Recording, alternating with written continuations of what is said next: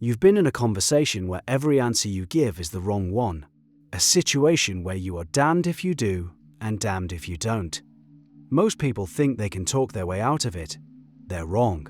This is a game where the rules are designed for you to lose. And it has a name, the double bind. Smart people disagree on whether it's a deliberate strategy of control or a subconscious cry for help from the person setting the trap. Where do you stand? By the end of this, you might realize you've been playing this game for years without knowing it. The concept was first identified by the anthropologist Gregory Bateson and his team in the 1950s. They were studying families of patients with schizophrenia, trying to understand the communication patterns that might contribute to a psychotic break. They found something disturbing. A child would be given two conflicting commands by a parent, with an unspoken third rule: you cannot comment on the contradiction. For example, a mother tells her child, "Come here and give me a hug," but as the child approaches, her body language is stiff, cold, and rejecting. The verbal command is, "Show affection." The non-verbal command is, "Stay away." The child can't hug her because that violates the non-verbal command. And the child can't pull away because that violates the verbal one. And crucially, they can't say, "You're telling me to hug you, but you look like you don't want me to." That would be pointing out the game, which is forbidden.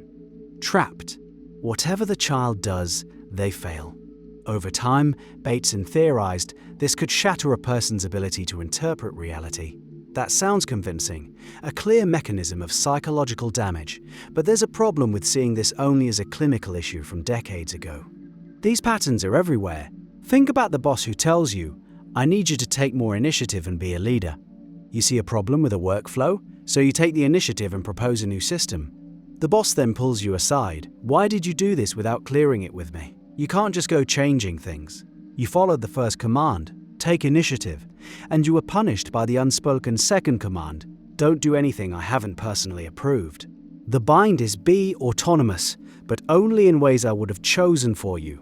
You are being asked to read your boss's mind. An impossible task. When you're in this position, it feels like a deliberate, cruel strategy. A power play designed to keep you confused, off balance, and dependent. The person setting the trap maintains total control because you can never succeed. If you're proactive, you're insubordinate. If you wait for permission, you lack initiative. You are perpetually in the wrong. This dynamic allows the other person to feel powerful and justified in their criticism because they've engineered a scenario where you are guaranteed to fail. It grinds down your self-confidence until you start to believe you really are incompetent. You question your own judgment. Maybe you really are too impulsive. Maybe you really are too passive. The thought that the game itself is rigged barely registers.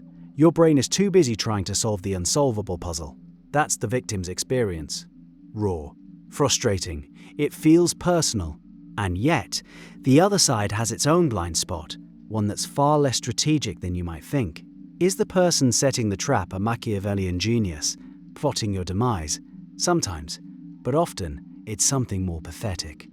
A deep-seated insecurity. The double bind is frequently a tool of the anxious, the fearful, and the emotionally immature. The boss who wants you to take initiative, but panics when you actually do, is revealing their own terror of losing control. Your success, your autonomy, feels like a threat to their position, their identity. They want the outcome of having proactive employees, but they can't handle the process, which involves letting go of the reins. They are trapped by their own conflicting desires. They want you to succeed, but they are terrified of what your success means for them. Consider the parent who tells their adult child, "You need to be more independent and live your own life." But when the child moves to a new city for a job, the parent says, "How could you move so far away? You're abandoning the family." The bind is, "Be independent, but don't you dare leave me." This is a manifestation of the parent's fear of irrelevance, their struggle with their changing role. They are communicating their own internal conflict and making it your problem to solve, which you can't. Understanding this motivation doesn't excuse the behavior. The damage is still real, but it reframes the dynamic. You are fighting a ghost. You are wrestling with someone's deepest anxieties, which they themselves cannot face. This perspective sounds more compassionate, but that compassion can be its own trap. The moment you start making excuses for their behavior, you risk becoming a permanent player in their game. The long-term effect of living in a double bind is the erosion of your own reality testing. You lose the ability to trust your own perceptions because you are constantly being told that what you are seeing isn't what's happening. The partner who says you should tell me how you really feel and then punishes you with silence or anger when you do is training you to lie. The unspoken rule is, be honest, but only with feelings I find acceptable. When you confront them, they say, of course I want you to be honest. I don't know why you're being so dramatic. This is gaslighting, layered on top of a double bind. It's a psychological kill shot. It makes you feel like you're going crazy. The problem must be you. Your feelings must be wrong. Your timing must be off. Your tone must be aggressive. You start editing yourself, walking on eggshells, trying to anticipate their reactions. You become a shell of a person, hollowed out by the constant effort of managing someone else's unmanageable emotions. So, the obvious advice is to just leave, right? Quit the job, end the relationship, cut off the family member. That is clean, simple. And for someone on the outside looking in, it's easy advice to give. But what if you can't? What if it's your spouse of 20 years and you have children? What if it's your only living parent who you still love despite the toxic dynamic? What if it's a career you've invested a decade in and the economy is uncertain? The double bind is at its most powerful when escape carries a high cost. The trap isn't just the conflicting commands, it's the context that makes you feel like you have to stay and keep trying to solve it. This is where the real debate begins. How do you break a game from the inside? One school of thought argues for direct confrontation. You must meta-communicate. That means you stop talking about the content of the conversation and start talking about the process of the conversation itself. You hold up a mirror to the dynamic. You say, calmly, I feel like I'm in a bind here. You've asked me to be more assertive, but when I share my opinion, you seem to get frustrated. It feels like I can't win. Can you help me understand what you're looking for? This approach takes the unspoken rules and puts them on the table. It forces the other person to acknowledge the contradiction. In a healthy dynamic, this can lead to a breakthrough. The other person might have a moment of self-awareness and say, you're right, I'm sorry I realize I'm sending mixed messages. I need to figure out what I really want. This is the ideal outcome. It turns a game into a collaboration. That sounds like the adult way to handle things, but there's a serious risk. What if you're not dealing with a reasonable person? When you meta-communicate with a truly toxic or manipulative individual, you are escalating the game. You are calling them out, and they will often retaliate. They will deny the contradiction exists. I never said that you're misremembering. They will accuse you of being the problem. You're just too sensitive. You're overthinking it. They will flip the script and make themselves the victim. I can't believe you're attacking me when all I do is try to help you. By exposing the game, you have broken the most important rule, and they will punish you for it. The gaslighting intensifies. The situation gets worse. You try to be mature and collaborative, and you are punished for it. Which is itself another double bind.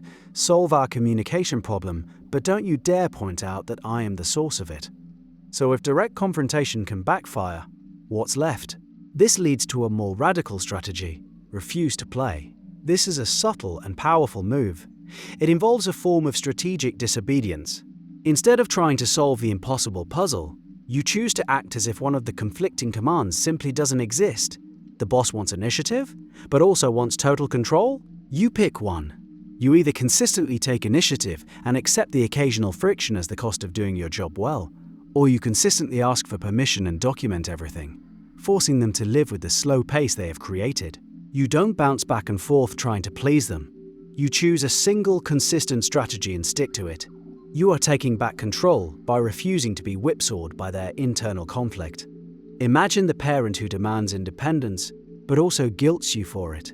Instead of arguing or defending yourself, you simply live your life. You call when you want to call. You visit when you want to visit.